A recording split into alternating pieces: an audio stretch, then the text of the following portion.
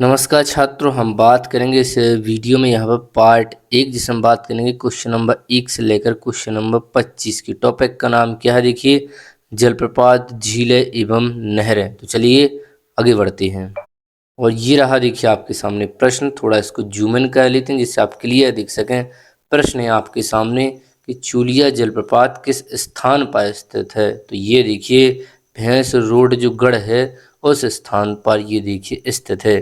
आप थोड़ा इसके डिटेल्स को समझते हैं। तो देखिए जो चूलिया जलप्रपात, यह जलप्रपात देखिए राजस्थान का जो भैंस रोड गढ़ है वहाँ पर चंबल नदी पर स्थित है। और ये देखिए चंबल का सबसे ऊंचा जलप्रपात, यानी जो चंबल नदी है उसका क्या है, सबसे ऊंचा जलप्रपात है। चलिए आगे बढ़ते हैं। अब हम बात करते हैं आगे प्रश्न की। तो अगला प्रश्न है आपके सामने दूसरा कि चूलिया जलप्रपात किस नदी पर स्थित है।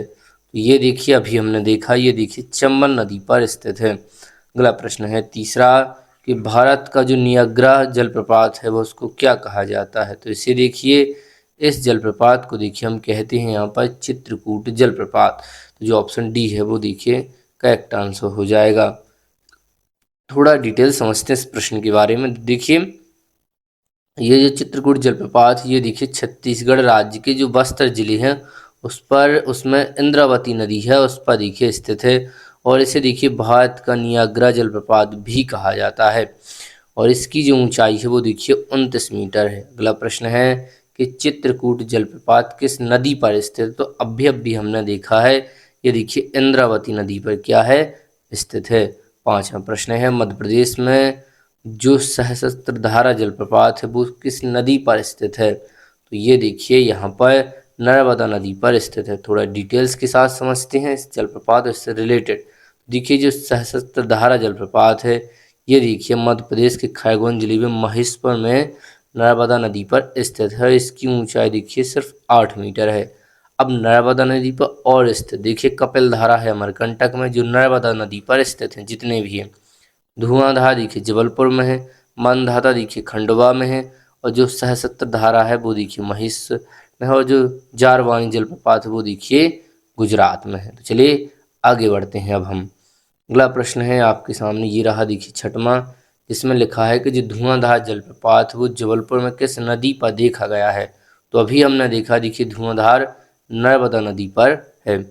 आगे समझते हैं धुआंधार जलप्रपात के बारे में। तो देखिए मध्य प्रदेश के जबलपुर यानी विशेषकर भेड़ाघाट में नर्मदा नदी पर ये देखिए स्थित है। इसकी ऊंचाई देखिए 18 मीटर है।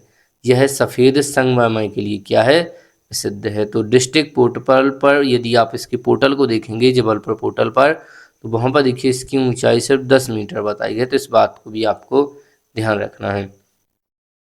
अब प्रश्न है आपके सामने जिसमें लिखा हुआ है कि निम्नलिखित में से कौन सा जो जलप्रपात है वो मध्य प्रदेश में स्थित है इन दिए गए विकल्पों में। तो देखिए अभी हमने पढ़ा है इनमें से धुआंधार जलप्रपात को। चलिए आठवां प्रश्न है कपिलधारा को किस प्रकार वर्णित किया जा सकता है। तो देखिए यह देखिए क्या है, तो यह है देखिए एक जलप्रपात कौन सी नदी पर बनता है, नर्मदा नदी पर। चलिए अगला प्रश्न है, और अगले प्रश्न से बढ़ने से पहले थोड़ा एक्स्ट्रा समझ लेते हैं। देखिए देखिए अनूपपुर जिले के नर्मदा के उद्गम स्थल यानी अमरकंटक में पश्चिम की ओर 6 किलोमीटर की दूरी पर ये देखिए जलप्रपात बनता है। अब कौन कौन से बनते हैं, देखिए दुग्धधारा है अनूपपुर में, दुर्गा धारा है, शंभू धारा है, लक्ष्मण धारा है, और पंचधारा है। जो अन्य जलप्रपात है नर्मदा नदी पर बनते हैं और अनूपपुर में बनते हैं। अगला प्रश्न है नौवां, मध्य प्रदेश में स्नेह झरना जो झरना है वो किन नदियों द्वारा बनाया जाता है।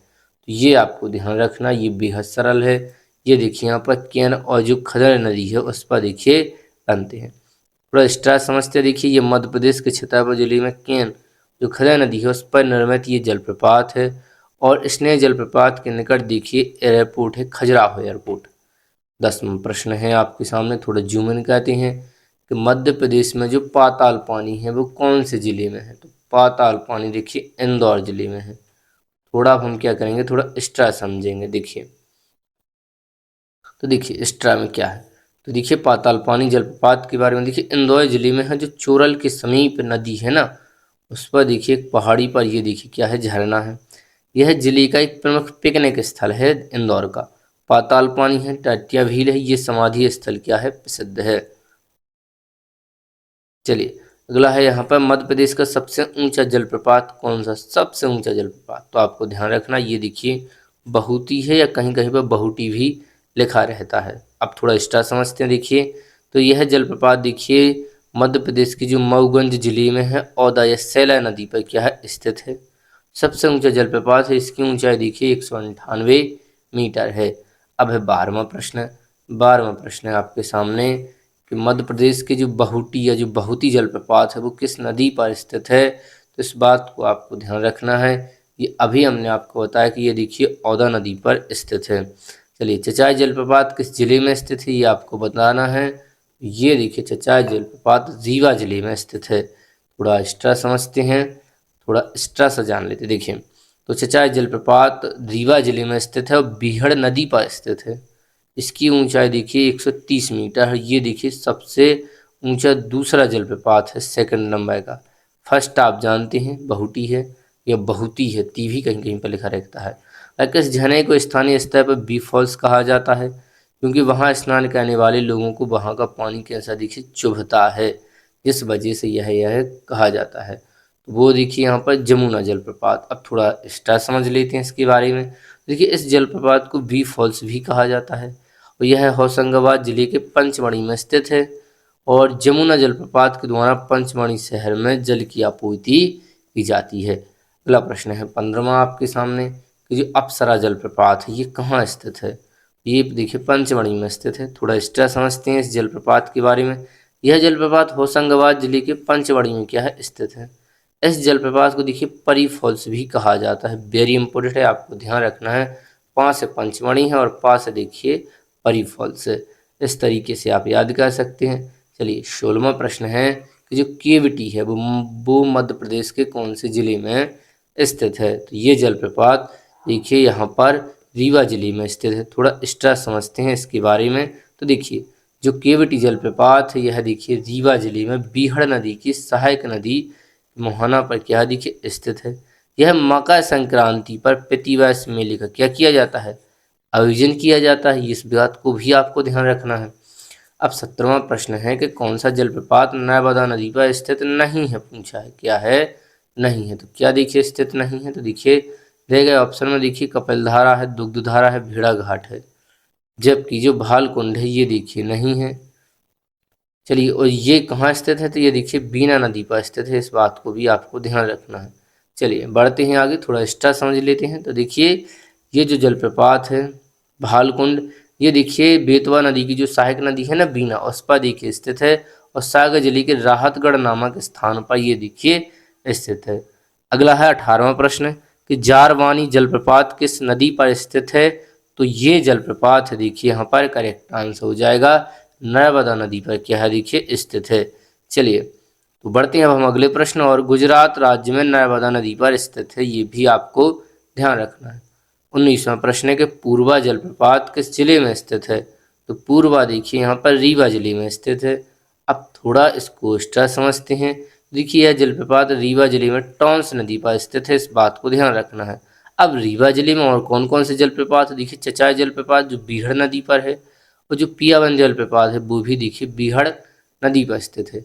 अब 20वां प्रश्न है कि जो लाखा बंजारा झील है वो कहाँ स्थित है, ये देखिए सागर में क्या है स्थित है।